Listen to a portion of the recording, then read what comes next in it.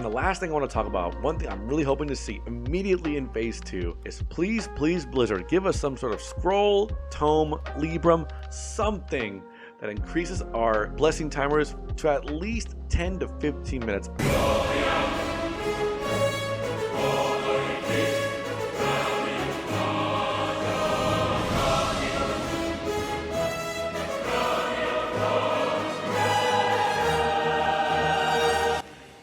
My fellow paladins, we did it. We got it. We are getting longer blessing timers in phase 2 of Season of Discovery. Hey y'all, my name's Jerdy. In this video, we'll be going over what we know now for paladins in phase 2 of Season of Discovery and some general Season of Discovery phase 2 hype. Now, before we get started, I want to talk about one thing, and that's data mining. I don't data mine. I actively avoid data mining and spoilers. I like learning things fresh when the phase comes out for Season of Discovery. We will talk about everything that Blizzard has showed us. Everything Blizzard has talked about, we will talk about for Paladins and for general phase 2 hype, but I actively try to avoid data mining information in my videos. However, because I was personally spoiled with 2 things that were data mined for Paladins, I will talk about those 2 things, but I will put a spoiler alert when we get to them, so if you want to avoid it, you can. And with that being said, let's get on with the video. So let's talk about the 2 runes that were confirmed for the next phase in Season of Discovery. And let's talk about where those runes are placed. They are placed on the belt and our boots, meaning confirmed next phase we get belt and boots slot runes. In my opinion, I think we're getting a total of 6, maybe 8 new runes in this next phase, maybe even just 4 if we're only getting runes in those new slots. In the last video I made, the main issue I had with Paladins was our mana was being starved for mana too fast, and Blizzard has rewarded my complaining with Guarded by the Light. I asked for Judgment of Wisdom, but I will take this gladly. In this first boot slot rune we know about, each time you hit a target with your melee weapon, you gain 5% of your maximum mana per 3 seconds for 15 seconds, but all your healing spells are reduced by half. Awesome for Prot and Ret, but also good for Holy if you need your mana back, and heals look good on the targets. If no one needs heals right now, but you need some mana, go ahead and pop that ability, get some mana back, cancel aura it, and go back to healing. Like I talked about in my last video, it creates that hybrid holy battle healer spec that some people were asking for Paladin.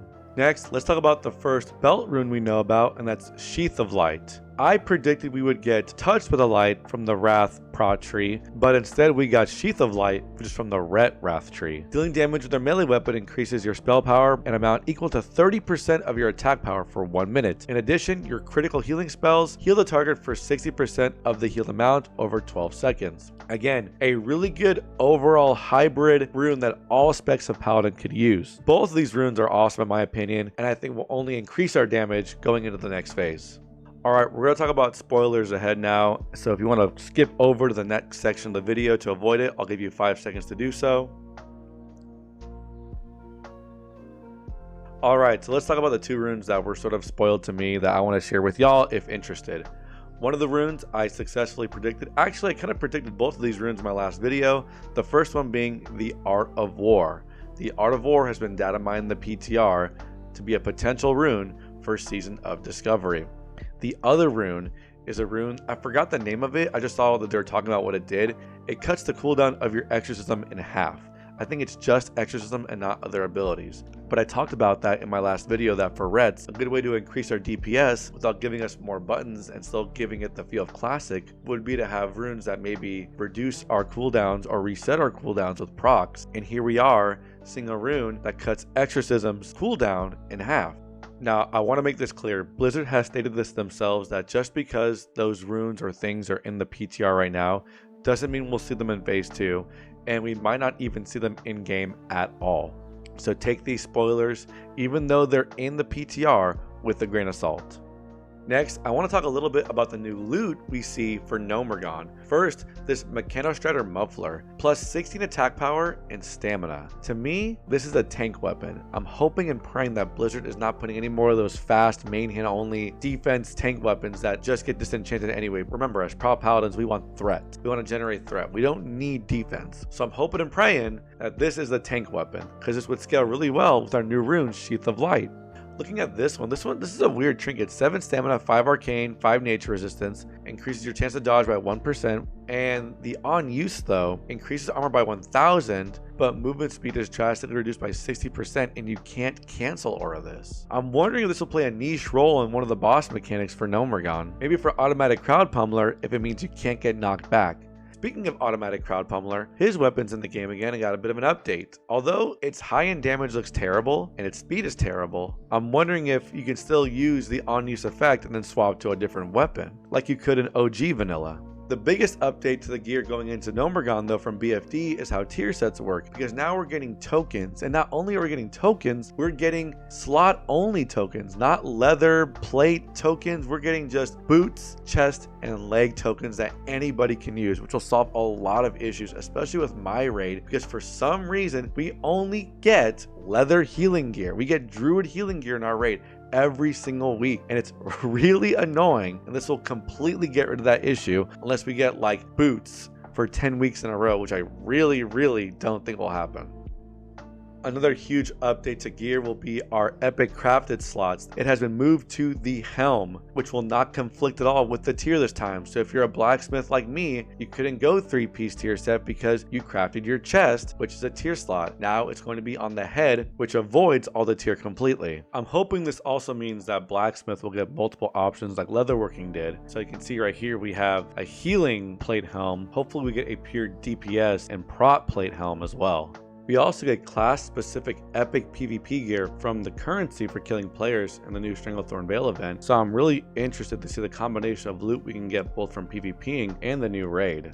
So in this next section of the video, I want to talk about some general SoD hype, and the first thing I want to talk about is pain suppression for priests. Now, this was getting memed on a lot in my guild Discord, but I think this is going to be awesome. I think this would, for better or for worse, encourage 1 priest heals in 10-man. All you need to do is pop pain sup on your tank, let them take some damage and hit the boss for a little bit, heal your raid if they need it, and then go back to healing the tank after you heal your raid if they took damage. Imagine a really geared 2-hand prot paladin or a really geared fury prot warrior just doing some amazing DPS, popping pain sup if an AoE mechanic hits the raid, healing the raid, and then go back to healing the tank after it's done.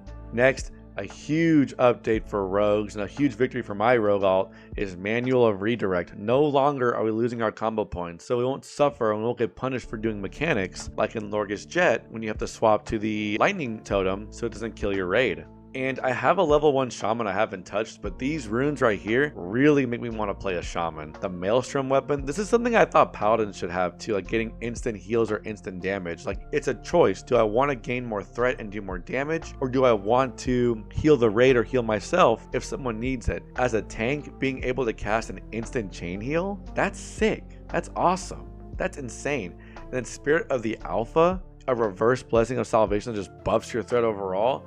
Yeah, I really want to play my shaman now. And then 2-handed mastery. They've been asking for it, shamans have been praying for it, they've been begging for it, and now you can be a 2-hand shaman. Shamans are eating well in phase 2. Going back to the PvP event, this will be much more well received than the Ashenvale event. The fact that it's all out PvP, no PvE concepts. It's alliance versus alliance, horde versus horde, anybody versus anybody, a worldwide Gurubashi arena. It's going to be a lot better than the Ashenvale event. It's really cool that Enchanting and Alchemy and maybe others are getting their own little buffs. Anything to counter the meta of everybody being forced to go engineering, I think is awesome. If this enchant buff is equivalent to throwing out a goblin sapper charge, then that's awesome. We don't all need to be engineers. We don't all need to be a certain thing. It creates multiple metas, which I'm really hoping we get more of in Season of Discovery.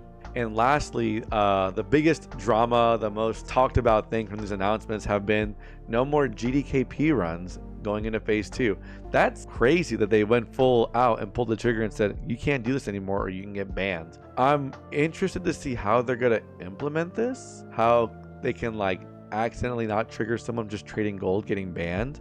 I'm wondering if GDKPs will try and counter this by like saying, oh, we're going to trade enchant mats now instead, or we'll just mail you the gold. We'll still do it. We won't call it GDKPs, but it is a GDKP. We just can't say it. We'll talk about it in Discord, but not in WoW chat. I'm sure people will be sneaky about it. I have no leg in it. I don't do GDKPs in Season Discovery. I do them in Wrath with a consistent group of players, so it really feels like a guild, even though it's not. But I'm just overall interested to see how it's going to change the people who play in GDKPs. But I think that's it. That's all I have to cover in regards to Phase 2. Leave a comment down below and let me know what you're looking forward to personally in Phase 2 of Season of Discovery. For me, tier tokens and longer blessings. I'm so happy that we're getting those. As always, guys, thanks for stopping by. Thanks for saying hi. Like and subscribe. Follow me on twitch.tv/dirtyjd. And if I don't see you in the next video, I'll see you for sure in Stranglethorn.